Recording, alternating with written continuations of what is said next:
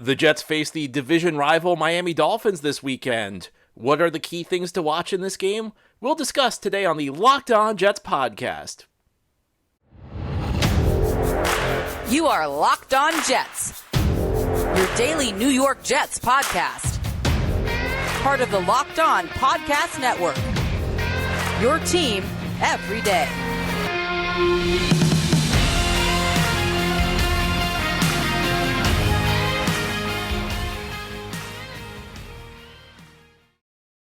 Welcome. This is the Locked On Jets podcast, part of the Locked On Podcast Network, your team every day.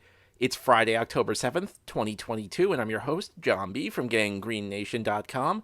Thanking you for making the show your first listen or first watch every day. This podcast is free and it's available on all platforms, including YouTube. If you like what you see or hear, hit the subscribe button where you're watching or listening. You'll never miss an episode. If you're watching on YouTube, please give this episode a big thumbs up. It helps the channel out, and it helps other Jets fans find the podcast. Today's episode is brought to you by BetOnline. BetOnline has you covered this season with more props, odds, and lines than ever before. BetOnline, where the game starts. And Sunday's game starts at 1 o'clock Eastern Time. The Jets will host the AFC East rival Miami Dolphins at MetLife Stadium. Jets' first AFC East divisional game of the year. And they'll be trying to get their first win in the division since Week 17 of the 2019 season. That's when the Jets went up to Buffalo, an Adam Gase coached team, and defeated the Buffalo Bills in a really ugly game. That was a game where Buffalo had already clinched its playoff positioning, so they played their backups through most of the game. I think Buffalo had a few starters early on in the game, but they pulled them. The backups came in. It was a tight game that really should not have been as tight because Buffalo was playing its backups, but that was the last time the Jets beat an AFC East team. And they're facing a Miami team that is 3-1, but a Miami team with some key injuries, and this is a Jets team coming off a big victory. In recent years, this has been the type of game that's led to a big Jets letdown, and part of it's been the Jets have just not been very talented. I think this year, clearly, you're seeing that this talent level on this Jets roster has improved. You've got an opportunity now to go over 500 at 3-2, and it's been a long time since the Jets were 3-2 after 5 games. In fact, the last time was 2017 when the Jets went on a 3-game winning streak after starting 0-2, and even then, that was a bad Jets team. That was not a good roster. I think everybody kind of knew that at 3-2, that winning streak was kind of a mirage. This will be the first time, if the Jets win this game, it'll be the first time since 2015 that it really felt like through 5 games the Jets are ready to make some noise in this league. And a lot of the focus is going to be on Zach Wilson.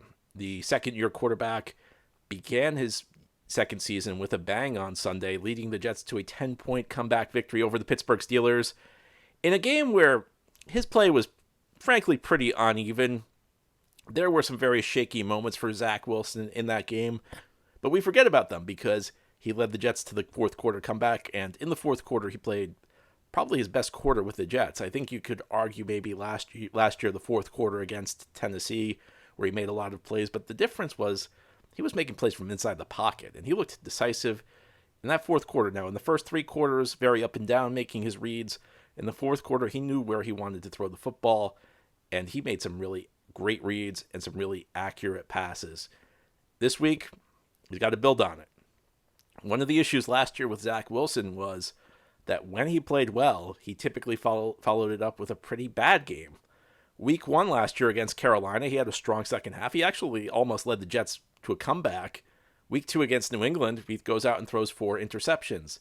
A few weeks later, he leads the Jets to a victory over the Tennessee Titans. 1 week later, the Jets go out to London. Zach doesn't look very good. Last year, there was a game against Philadelphia where Zach led the Jets to 3 first-half touchdowns, kind of struggled in the second half. Goes out the next week against the Saints. Again, doesn't play very well. Late last season, played a pretty solid game against Tampa Bay, Week 17. Jets go to Buffalo, Week 18. And yeah, it was a tough spot. I mean, the Jets had a patchwork offensive line. They had a patchwork group of receivers. But the same was true when Zach was having success against Tampa Bay. He did not build on it. He had a really bad finale to 2021. So when you want to succeed in this league as a quarterback, you got to stack good games. And as much as last week was encouraging, If Zach Wilson does not follow it up with a with good performance this week, then we're back to the drawing board. We're going to be in the spot next week where we'll say, well, can Zach Wilson recover? You have to build on performances like that. You hope that the comeback last week gives Zach some degree of confidence that being so decisive in the fourth quarter, maybe something clicked. Maybe Zach looks at this and now is comfortable, says, I can do this now. He made plays in the fourth quarter. I think he was probably the number one reason the Jets came back on the Pittsburgh Steelers. He was that good. But now can he build on it? And the Jets, what are they going to have around him this weekend? There's been some rumblings that maybe Dwayne Brown will be back. The Jets are calling him a game-time decision. Should the Jets rush Dwayne Brown back into the lineup? Well, they've played without him so far. I mean, it would be nice to get Dwayne Brown into the lineup because, again, like I say this all the time, and I'm being genuinely serious when I say this. I have no idea when this guy had time to get injured. I'm not trying to be a wise guy right now. I'm not trying to be silly. I just really can't figure out when he was on the field where he could have gotten injured. He played like 21 preseason snaps. He missed a lot of practice time in the training camp. Like, there really was not much time for him to get injured. You wonder whether maybe the Jets signed him while he was injured. Maybe he just was not in good enough shape. It's really tough to say. Dwayne Brown getting back into this lineup could help the Jets, though, because the tackle position is really in pretty rough shape when you've got three other guys on injured reserve. Now, we know Mekhi Becton's not coming back this year. George Fant, he's probably going to be out a couple more weeks. He's on IR. Max Mitchell just got injured last week, and Max Mitchell, for a fourth-round rookie, has been okay. But overall, I think, there's been probably more bad than good with Max Mitchell. And, Max Mitchell's difficult because you're grading him on the curve of a rookie. So for a rookie fourth-rounder who should not be playing this year, I think he's held up okay. In general, he hasn't been that great. So Dwayne Brown getting back into the lineup, that's something that could help Zach Wilson out, force him to deal with less pressure, because last weekend he was under pressure an awful lot. And I think he did a good job evading pressure.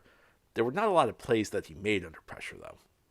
And I don't know that that's really Zach's fault. Again, the Jets were kind of crumbling on the offensive line prior to the fourth quarter of that game. So you want to give Zach a cleaner pocket. Now, what are you going to get out of Dwayne Brown? That's another question. This is an older player. Again, he did not really have a full preparation period for this season. He was signed during training camp, during the preseason. So he's still kind of getting used to things. Another area of concern in Miami defense that likes to blitz from all angles. They like to bring guys from the secondary to pressure the quarterback. Does he have how much chemistry does he have with Laken Tomlinson, who he'd be playing next to? That's another question. And of course, if Dwayne Brown can't go, we will be looking at Elijah Vera-Tucker playing the left tackle position for a second straight week. And even then, you got as well as Elijah Vera-Tucker played last week, can he continue that level of play? I think most people, when the Jets drafted him out of USC, viewed him as a longer-term guard. Maybe a guy who could go out and help you out and tackle in a pinch, but a guy whose home really is on the interior of the offensive line. And while he did play next to Laken Tomlinson last week, chemistry takes longer to build on the offensive line than 1 week. And when you're looking at, a Miami team that's going to blitz from a lot of different angles, it's going to require everybody to be on the same page. It's something that concerns me in this game. And, it may come down to whether Zach Wilson can not only evade pressure, but also keep his eyes down the field. Maybe the Jets can hit a big play or two outside the play call structure. If there's some sort of pressure on a blitz that leaves one-on-one matchups in the back of the defense, maybe Garrett Wilson gets loose breaking a route, maybe Elijah Moore gets loose breaking a route. Maybe that's the type of thing that can make a difference for the Jets. You want to see explosive plays. However, on the other side of the ball, the Dolphins have a couple big play receivers, guys who are capable of making explosive plays. The Jets will need to keep them in check, and we'll discuss how they'll do that as we continue this Friday game preview episode of Locked On Jets. Of course, it would not hurt the Jets if they were able to get a couple turnovers, steal the football from Miami. When you're at home, though, you want to avoid theft. When it comes to burglars, your home is like the end zone, and you want the absolute strongest defense you can muster. That's where SimpliSafe home security comes in. At SimpliSafe, your security is the only thing that matters. It's cutting-edge technology powered 24/7 by professional monitoring agents who always have your back. so you know that your home is always safe. With 24/7 professional monitoring, SimpliSafe's agents call you the moment a threat is detected and dispatch police or first responders in an emergency. Even if you're not home or can't be reached, SimpliSafe blankets your home in protection with advanced sensors in every room, window, and door. HD security cameras for inside and outside your home, smarter ways to detect motion that only alert you when a threat is real, and even hazard sensors that instantly detect fires, floods, and other threats to your home. Customize the perfect system for your home in just a few minutes at simplisafe.com/lockedonnfl.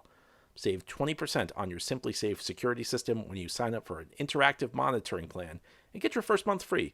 Visit simplisafe.com/lockedonnfl to learn more. That's simplisafe.com, simplisafe.com/lockedonnfl. There's no safe like SimpliSafe.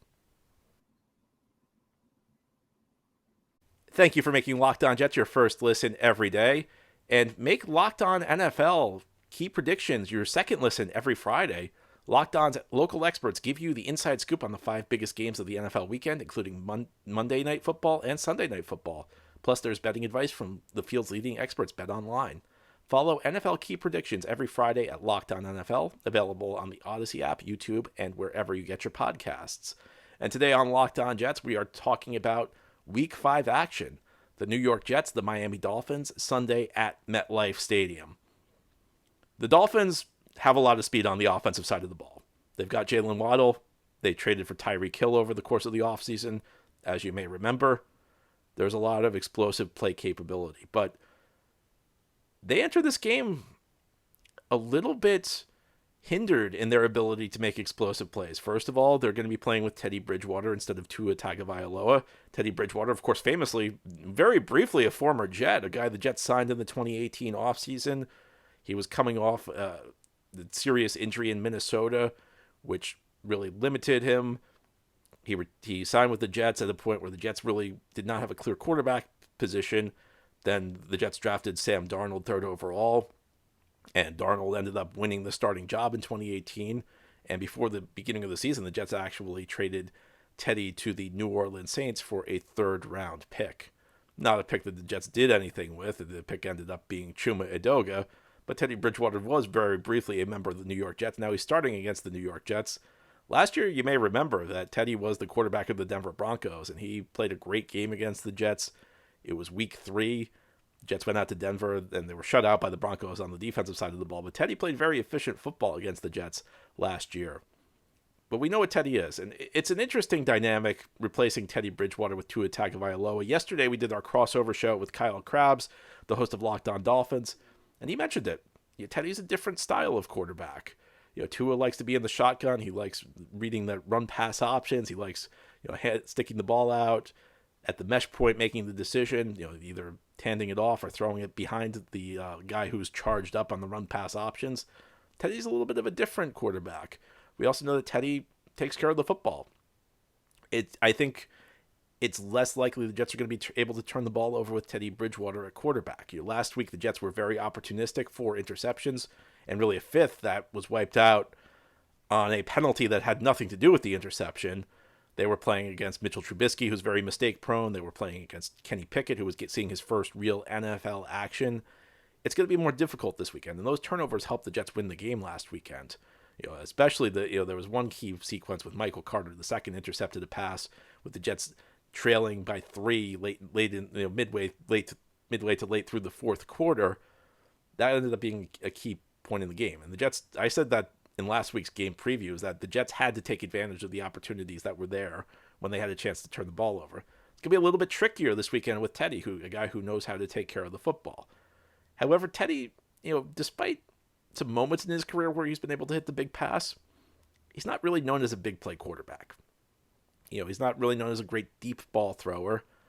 And, will he be able to take advantage of Tyreek Hill and Jalen Waddle's speed? Well, of course, Hill and Waddle are not only deep threats. They're guys who can take it the distance on the screen. You can just throw them the ball short, and they can outrun the defense. However, both of them might be playing hurt. They're both on the injury report this weekend. Tyreek Hill is a new development. Tyreek Hill just ended up on the injury report yesterday. It seems like he suffered a new injury. So the Jets might be getting Miami at a good spot. They might be getting Miami at a good point because There's lots of playmaking capability on this offense, but you're running into a couple of issues. First of all, Tua Tagovailoa, we don't know how good he's going to be, but presumably he's better than Teddy Bridgewater at this point. You would think that, you always think that the starter is better than the backup. So the Dolphins are kind of taking a step back at the quarterback position. Now, they've done very well. I think Teddy's, one of the top backups in the NFL. He's a guy that you actually can win games with, and there are not a lot of teams that should have much confidence in their backup quarterbacks.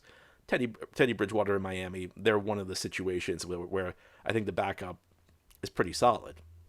But you also have these receivers who are a little bit compromised. And beyond that, there's the chemistry issue. And you could see it even with Zach Wilson last week, where Zach Wilson did not quite have all the trust in the world in Garrett Wilson. And that's to be expected because Zach missed all that time in preseason and training camp. And in camp, Garrett Wilson was getting a lot of work with the second-team receivers. When the chips were down, and I wrote an article about this yesterday on GangGreenNation.com, when the chips were down in that game, Zach had a lot of trust in Corey Davis, guy he's been with for over a year, guy who's become his most trusted target.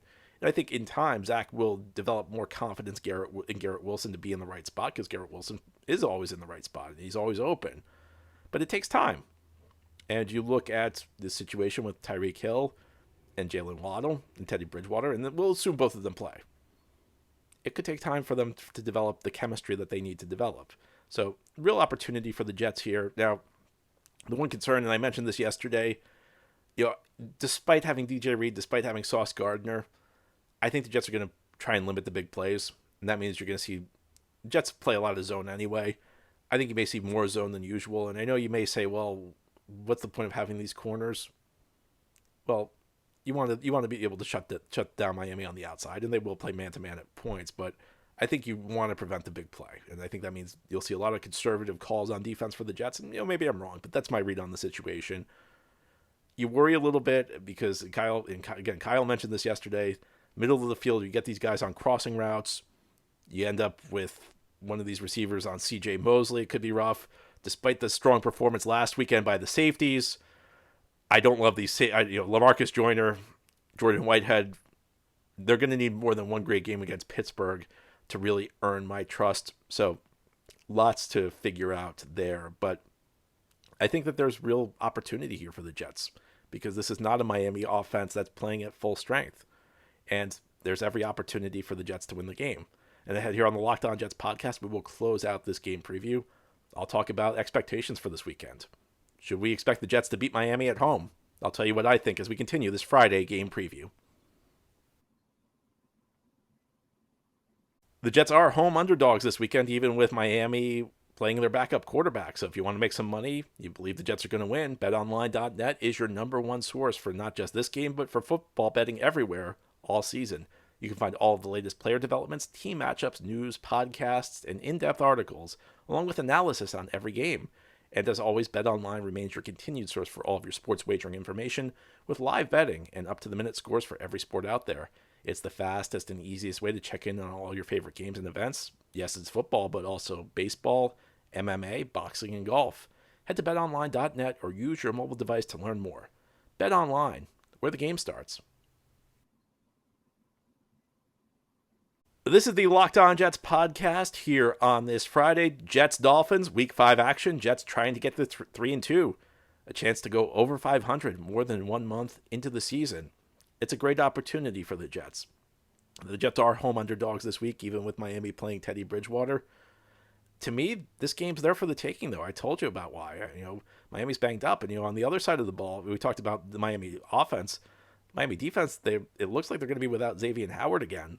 He hasn't practiced at this point all this week, and you would think they'd want to get him a couple days of practice before he steps into the lineup. So a Jets receiving core, which has played pretty well this season, is not going to be facing a Miami secondary that's at full strength.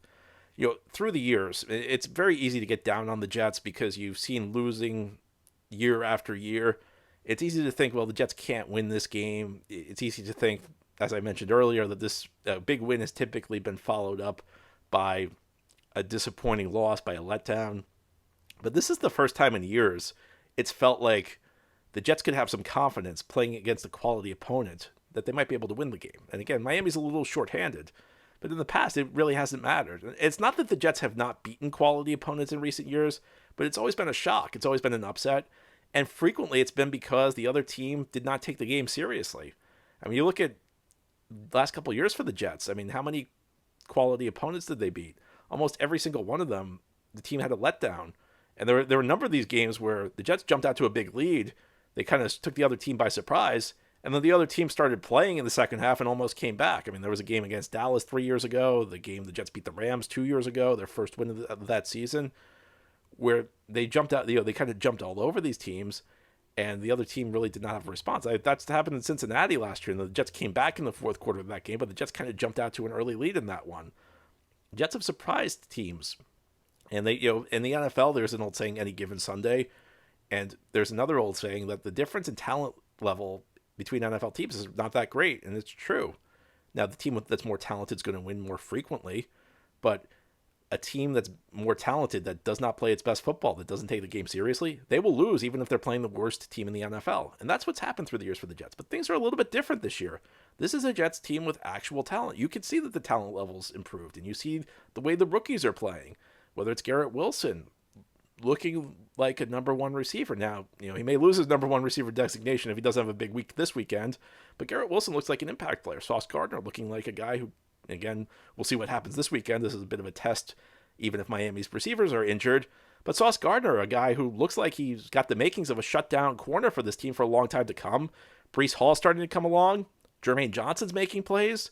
Michael Clemens looking pretty decent for a fourth-round rookie. And then you have the 2021 draft class. You have Elijah Vera Tucker coming along. You've got Elijah Moore, who, maybe not meeting the highest of expectations people had for him, but still looking like a quality receiver. And, of course, Zach Wilson, whose growth is as important, more important than anybody else I'm mentioning on this show. There's legitimate talent here for the Jets. This team actually can beat a quality opponent at home, but that also means you got to do it. We talk about progress, and for years I've talked about how things are not always based on wins and losses for this team, especially when you're at the beginning of a rebuild. We're not at the beginning of a rebuild anymore. You got to start winning games. The most important aspect of a rebuild is the build part. And that means that eventually wins and losses do matter. Now, the Jets, you have a divisional opponent. You have a big game here. An opponent that's banged up, an opponent playing its backup quarterback. This is the type of situation. If you want to make that step, you want to be a team that's respected in this league, you got to take care of your business on your home field against the division rival, especially when that division rival's kind of licking its wounds. So I think this is a big game for the Jets. I think this is the type of game that if the Jets are really a team on the rise, if the Jets want to be, the Jets have used the phrase meaningful December football, this is the type of game you got to win. Everything's in front of it for the Jets. It's not easy, but guess what? Winning in this league is not easy. That's one of the things that separates the teams on the rise from the teams that aren't. So got to see a win for the Jets this weekend. Anyway, that's all for today's episode. This has been the Locked On Jets podcast, part of the Locked On Podcast Network. Your team every day is our motto. If you enjoy the show, please subscribe to it. You'll never miss an episode. If you're listening on a podcast source, please a 5-star review. If you're watching on YouTube, a big thumbs up. These things help the channel, and they help other Jets fans find the podcast. Have a great weekend, everybody. Enjoy the game, and we'll be back after to talk about it.